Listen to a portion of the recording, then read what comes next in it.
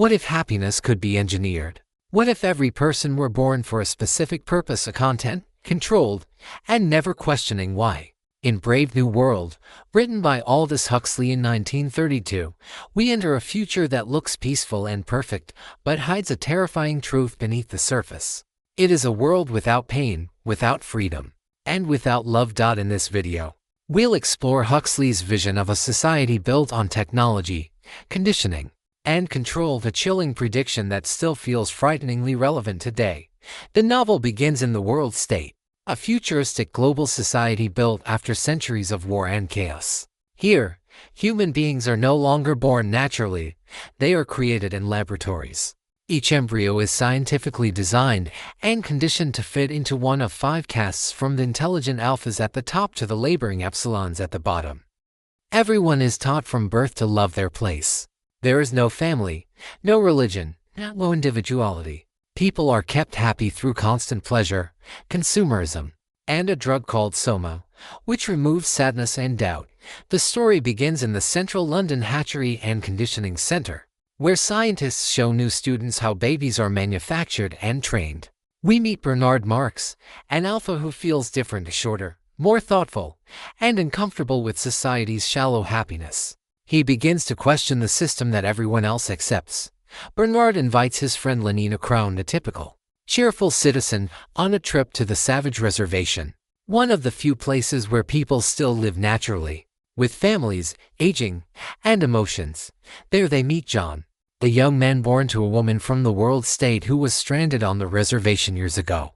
John has grown up reading Shakespeare and dreaming of a better world, but he also sees the beauty in human emotion and suffering.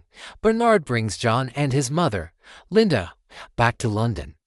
A sensational event. People are fascinated by John, whom they call the Savage, but John is horrified by what he sees, a society without love or meaning, where people are controlled by pleasure and chemicals. As Linda dies from an overdose of soma, John becomes enraged by the emptiness of this world. He throws away the citizens' drugs and shouts, "Free them!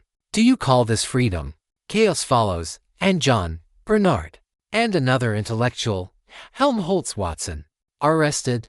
They meet Mustafa Mond, one of the world controllers, who calmly explains why freedom has been sacrificed for stability. He tells them that truth and beauty are dangerous, that people prefer happiness, even if it's artificial. John argues passionately that suffering and love are part of being human, but the controller refuses to change anything. Bernard and Helmholtz are exiled to distant islands, where free thinkers are sent. John, unable to live among either the civilized or the savages, isolates himself in an abandoned lighthouse. At the lighthouse, John tries to purify himself through fasting, prayer, and punishment, trying to find meaning in pain. But the curious citizens soon discover him. They gather round, turning his suffering into a spectacle, chanting and filming him, overwhelmed by guilt, loss, and the realization that he can never escape the world's corruption. John takes his own life. The novel ends not with triumph, but with silence, a warning from Huxley that comfort without freedom is a kind of death. Brave New World forces us to ask, what is the price of happiness? And is a life without choice truly worth living? If you enjoyed this summary, subscribe for more insights from the world's most inspiring books.